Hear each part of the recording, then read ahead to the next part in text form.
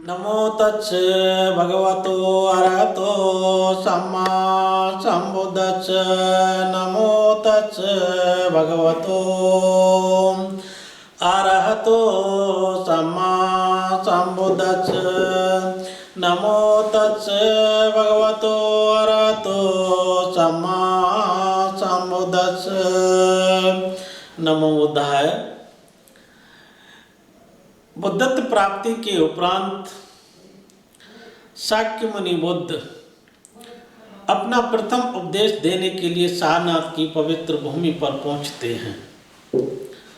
कठिन तप के दौरान जो पंचभर्गीय ब्राह्मण भगवान की सेवा कर रहे थे वो सारनाथ की पवित्र भूमि पर विहार कर रहे थे, तो इसलिए इतना दुर्वीर गंभीर धर्म को जो तथागत ने प्रतिपादित किया था उसको आसानी से सरल जाए तो जाकर के सारनाथ पहुँचे और पहुँच करके सबसे पहले अपना प्रथम उपदेश उन पंचभर्गीय ब्राह्मणों को दिया, जो पूरे संसार में पाली साहित्य में धम्मचक्र प्रवर्तन सुत्त के नाम से जाना जाता है।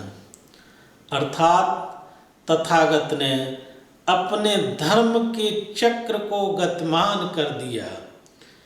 लोक कल्याण के लिए, लोक हित के लिए, लोक सुख के लिए उन्होंने अपना सारनाथ की पवित्र भूमि पर उपदेश दिया है। पंचभर्गीय जो ब्राह्मण थे, अश्वजी, महाना, बप, भद्दीय और कौंडिन्य, इन पांचों लोगों को तथागत ने अपना प्रथम उपदेश दिया है। धम्मचक्र प्रवर्तन सूत्र की देशना खत्म होते ही कौंडिन्य ने धम्म को अधिगत कर लिया, अर्थात कौंडिन्य अरहत हो गए और अरहत होने के साथ ही भगवान साधुवाद करके उसका अनुमोदन करते हैं। और जब ये पता काशी नरेश के सेठ पुत्र यश को हुई तो यश अपना राजसी और सारा महल छोड़ करके शांति की खोज में खोजते खोजते भगवान के समक्ष पहुंचा और भगवान का शरणागत शिष्य हो गया। ये जब बात यश के शिष्यों को भी पता चलती है तो वो भी आते हैं भगवान के पास और शरणागत शिष्य हो जाते हैं। इस तरह से लोगों का आना जाना लगा रहा और भगवान के शिष्य बनते चले गए। जिस दिन सारनाथ की पवित्र भूमि पर शाक्य मुनि बुद्ध ने उपदेश किया वह आषाढ़ी पूर्णिमा थी और आषाढ़ी पूर्णिमा को ही इस जम्बूद्वीप अर्थात भारत में गुरु पूर्णिमा के नाम से जाना जाता है। तभी से भारत में गुरु शिष्य की परंपरा शुरुआत हो जाती है।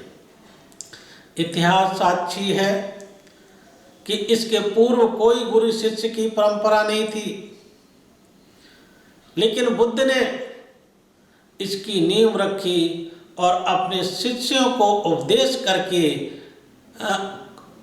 इसकी परंपरा शुरुआत की। तभी से ये गुरु शिष्य की परंपरा शुरुआत हो गई।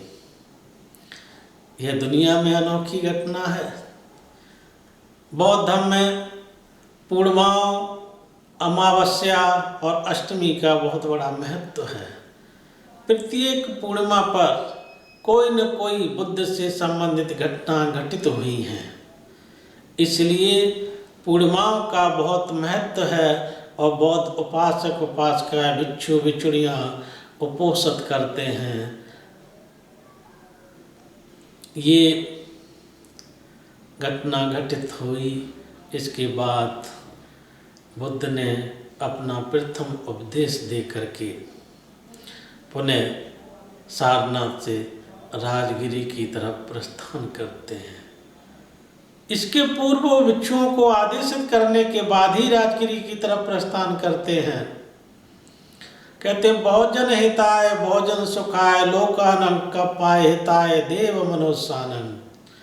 बिच्छुओं चारिका करो बहुत जनों के हित के लिए, बहुत जनों के सुख के लिए, लोक पर अनुकंपा करने के लिए चारिका करो और उनको उनके कल्याण के लिए धम्म का उपदेश करो, धम्म देशना करो। तब तक संघ में अरहतों की संख्या 61 हो चुकी थी और एक रास्ते से एक ही बिच्छू आगे जाएगा लोक कल्याण की देशना के लिए, 2 लोग नहीं जाएंगे। ऐसा बिच्छुओं को आदेशित किया है। बुद्ध ने कहा कि दुख है तो दुख समुदय है, दुख निरोध है तो दुख निरोध गामिनी पटपदा भी है। दुख क्यों है? दुख का कारण क्या है?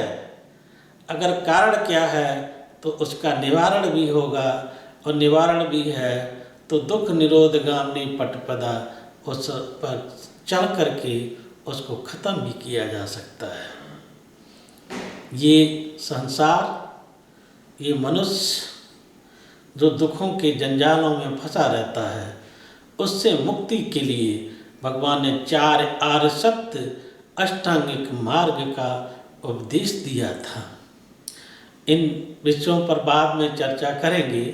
अभी केवल हमको ये जानना है कि भगवान बुद्ध की जीवनी को समझने की जरूरत है। इसलिए बुद्ध को ज्ञान प्राप्त हुआ। ज्ञान प्राप्त करने के बाद पहला अपना उपदेश आकर के सारनाथ की पवित्र भूमि पर दिए, जिसको पूरी दुनिया धम्मचक्र प्रवर्तन दिवस, धम्मचक्र प्रवर्तन सूत्र के नाम से जानती है। और पहला उपदेश उन्होंने पंचभगीय ब्राह्मणों को दिया और देख करके अपने धर्म की चक्र को गतिमान कर दिया, और गतिमान करके बिच्छुओं को आदेशित करके पुनः वो राजगिरी के लिए प्रस्थान करते हैं। और पहुंच करके ज्ञान प्राप्त करने के बाद भगवान 45 वर्ष तक इस संसार में जीवित रहे हैं। और इस तरह से 45 वर्षों तक ही वो घूम घूम कर लोगों के कल्याण के लिए उन्होंने उपदेश दिया। राजगिरी पहुंचे और राजगिरी पहुंचने के बाद श्रावस्ती का सेठ, जिसका नाम था सेठ सुदत्त, वो भगवान से मिला और भगवान से मिल करके इतना ज़्यादा प्रभावित हुआ कि उसको लगा कि हमको कोई बहुत अमूल्य निधि मिल गई है। भगवान की मैत्री और करुणा उसके ऊपर पड़ती है और वो सेठ सुदत्त तथागत का शरणागत शिष्य हो गया और भगवान बुद्ध को आमंत्रित करता है कौशल जनपद के लिए। कौशल जनपद का महान श्रेष्ठी था सेठ सुदत्त। भगवान सेठ सुदत्त को का निमंत्रण स्वीकार कर लेते हैं और स्वीकार करने के बाद तैयारी करते हैं कौशल के लिए, प्रस्थान के लिए। सेठ सुदत्त भगवान को आमंत्रित करके राजगिरी से तुरंत प्रस्थान कर जाता है कौशल के लिए। और अपने महाजनपद में पहुंचने के बाद सोचता है कि तथागत के लिए सबसे उचित स्थान कौन सा होगा जहां उनको मैं विहार करा सकूं। तो अपने महाजनपद में जगह जगह पर खोजता है कि कहाँ विहार करा सकूं। देखते देखते देखते देखते अंत में राजा प्रसेनजित के पुत्र जेठ कुमार का एक राजकीय उद्यान था। वो सेठ सुदत्त को पसंद आ गया। और जब पसंद आ गया तो वो जाता है कि मैं इसको खरीदूंगा शाक्य मुनि बुद्ध के विहार के लिए। अब राजा की संपत्ति, राजकुमार की संपत्ति कोई आकर के कैसे खरीद सकता है? क्या राजा उसको बेच सकता है? ये सोचने वाली बात है। लेकिन फिर भी सेठ सुदत्त अपने मन में एक अधिष्ठान कर चुका था कि ये तथागत के लिए उचित स्थान है और इसी में मैं तथागत को विहार कराऊंगा। वो राज दरबार में पहुंचता है और जेत कुमार से कहता है कि जेत कुमार कि हे युवराज, इस वन को मुझे दे दिया जाए। जब सेठ सुदत्त जेत कुमार से ऐसा कहता है तो जेत कुमार को बड़ा गुस्सा लगता है और गुस्से में आकर के कहता है कि जाओ स्वर्ण मुद्राएं बिछा करके खरीद लो तो ये उद्यान तुमको दे देंगे।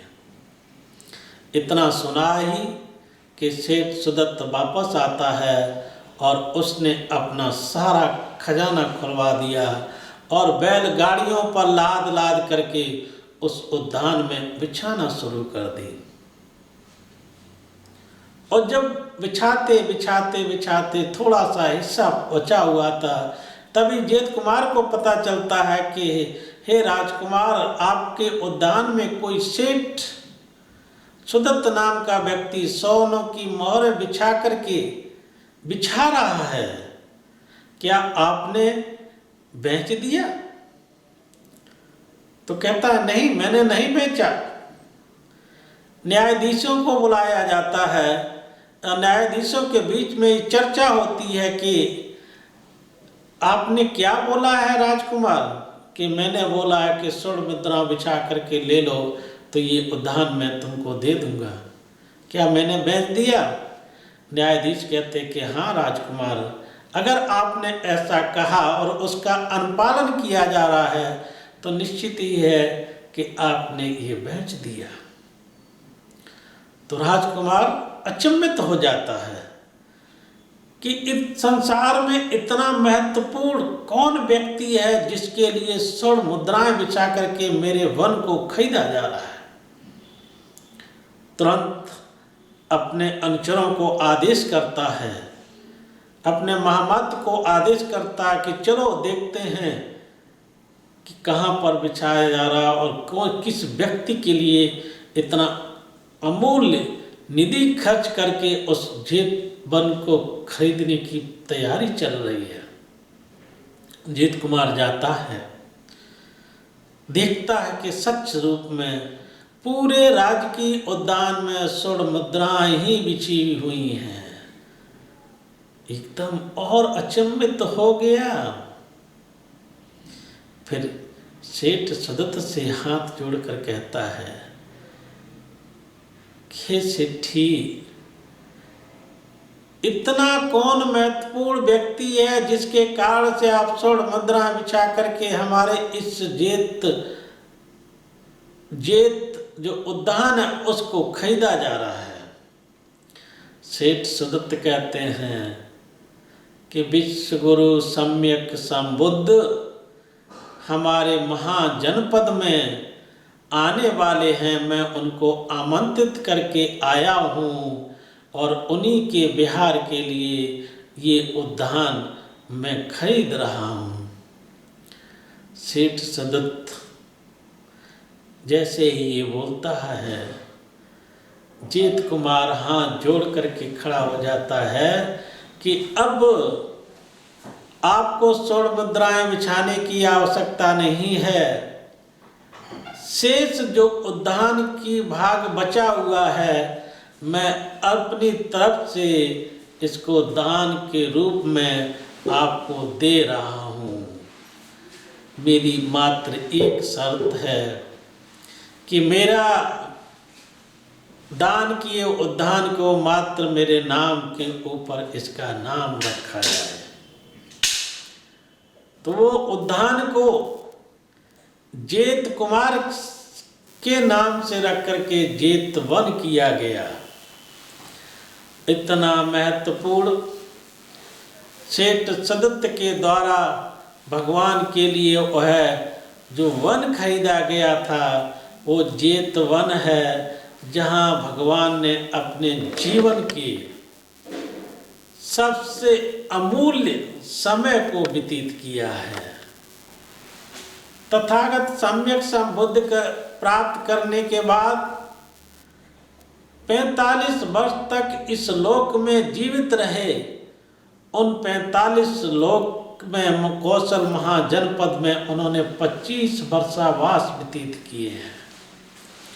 उन 25 वर्षावास में उन्होंने 19 वर्षावास उस जेतवन में व्यतीत किए हैं।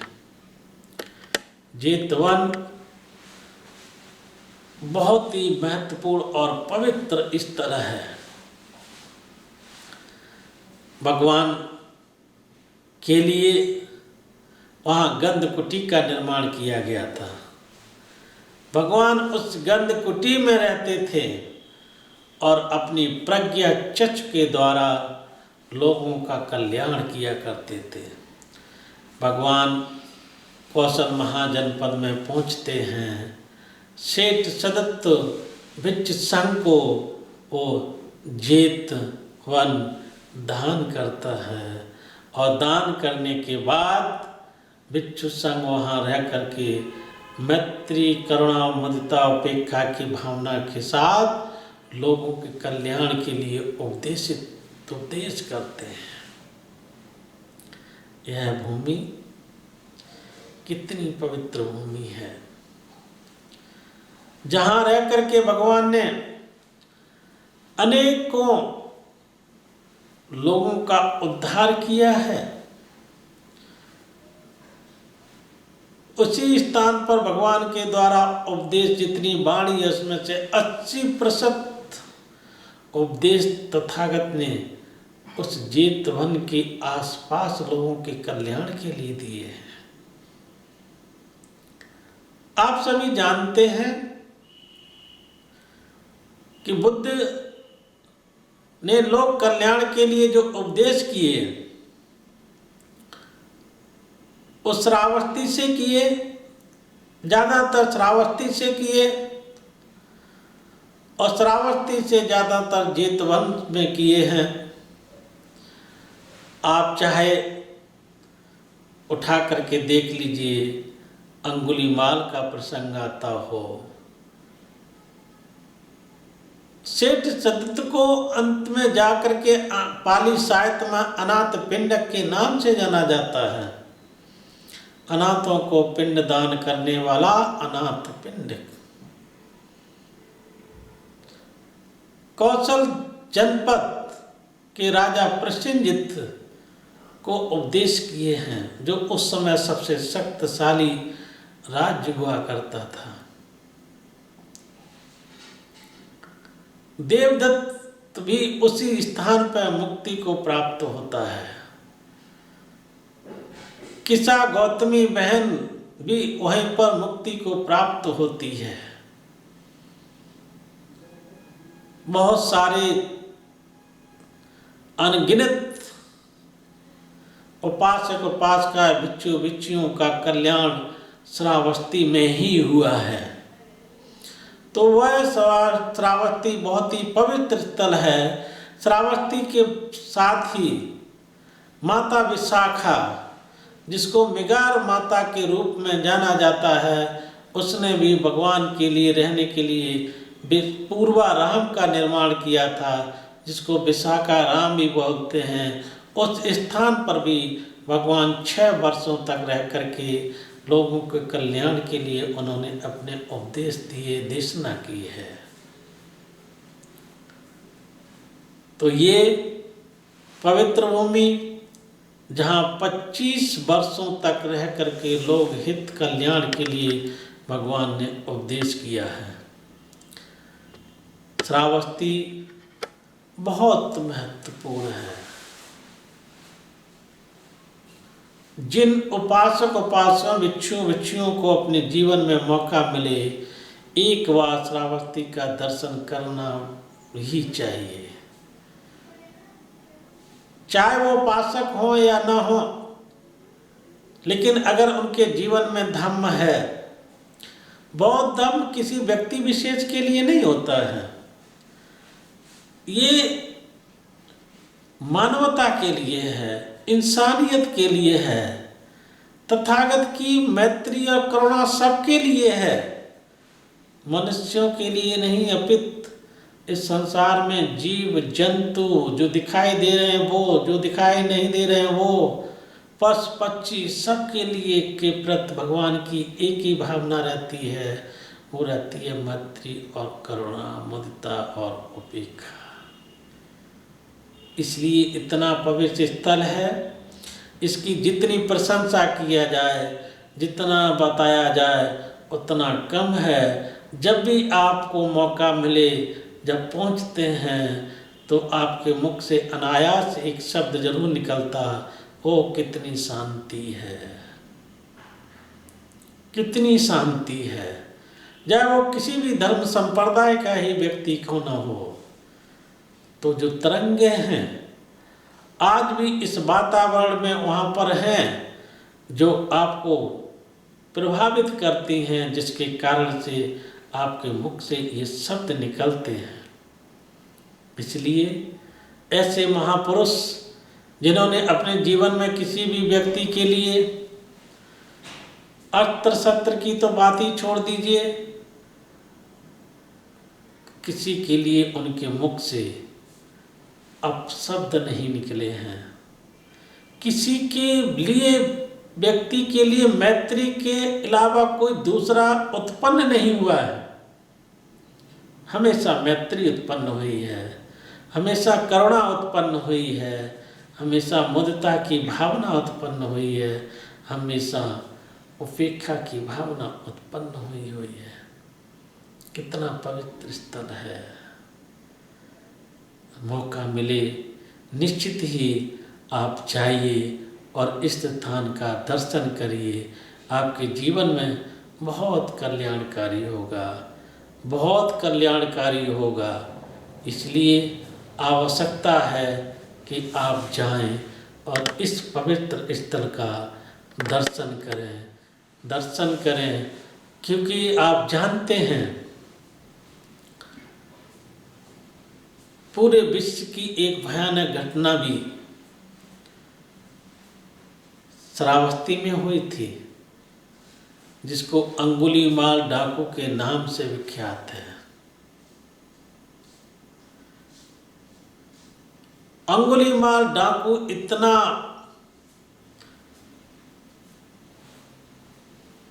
भयंकर और उत्पादी व्यक्ति था, जिसने कौशल जनपद में त्रहा त्रहा मचा करके रखी हुई थी।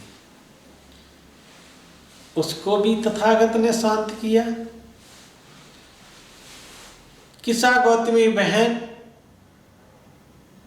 एक पुत्र वियोग में, पुत्र की मृत्यु हो गई, उस वियोग में वो पागल हो गई, भगवान ने उसको भी शांत किया है।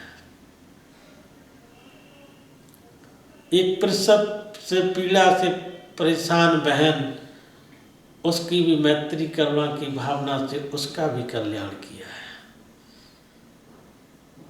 इस तरह से बुद्ध ने हमेशा मैत्री और करुणा की भावना से लोगों के ऊपर राज्य किया है और उनको जीता है। इसलिए तथागत 25 वर्षों तक वहाँ रहे और रह करके उन्होंने अपना उपदेश दिया है। भगवान ने श्रावस्ती में जो उपदेश दिए हैं, महामंगल सूत्र का उपदेश भी जो बहुत महत्वपूर्ण है, करणीय महत्व सूत्र का उपदेश भगवान ने श्रावस्ती में भी दिया, ये भी बहुत महत्वपूर्ण है। इस तरह से अनगिनत उपदेश श्रावस्ती की भूमि पर ही भगवान ने दिए हैं, लोक कल्याण के लिए दिए हैं, उनके मंगल के लिए दिए हैं। इसलिए जब भी मौका मिले श्रावस्ती में जाइए, ऐसे पवित्र स्थल को उनको नमन करिए, वंदन करिए। आवश्यक ये श्रावस्ती में श्रावस्ती में ही भगवान ने यमक प्रत्याहार भी दिखाया है, क्योंकि सबको पता है कि जैन महावीर स्वामी और बुद्ध दोनों समकालीन ही थे,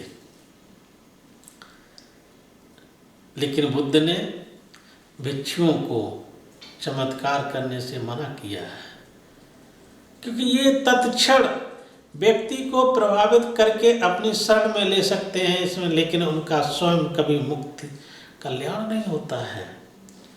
इसलिए भगवान ने इन चमत्कारों को दिखाने से मना किया है। लेकिन जब अरहत भिक्षुए सुबह उठ करके पिंडपात के लिए गांव में जाते थे, तो जैन धर्म को मानने वाले के लोग भिक्षुओं का उपवास पढ़ाते थे कि इनको कुछ आता नहीं, इनको कुछ जाता नहीं है, भीख मांग करके खाते हैं। तो ये भिक्षुओं को अच्छी बातें नहीं लगती थी, तो आकर के उन्होंने भगवान से कहा। भगवान ने कहा, भिक्षुओं, निंदा और प्रशंसा से कभी विचलित नहीं होना चाहिए। तो उन्होंने कहा कि फलाने तारीख को फलाने को मैं एक प्रत्याहार दिखाऊंगा। तो भगवान ने एक यमक प्रत्याहार दिखाया था, वो भी श्रावस्ती में ही वो स्थल है जहाँ उन्होंने जब उसको प्रत्याहार दिखाया तो अपने आम का प्रत्याहार दिखाया था, और उनके शरीर से एक रोए से आग और एक से पानी निकला, और तत्पश्चात भगवान उस श्रावस्ती जनपद से गायब हो गए। अर्थात किसी को नहीं दिखाई दे रहे थे कि भगवान कहाँ गए, वो वहाँ से चले गए। तो ये स्थल भी श्रावस्ती जनपद में भी है, जो वर्तमान में ओड़ाझार के नाम से जाना जाता है। तो कभी भी मौका मिले आप जाइए, इसका दर्शन करिए, आपके जीवन में मंगल ही मंगल होगा, मंगल ही मंगल होगा। इन्हीं शब्दों के साथ में सबको साधुवाद देता हूँ, सबको साधुवाद, सबका मंगल हो, सबका कल्याण हो, सब सुखी रहें, सब दीर्घायु।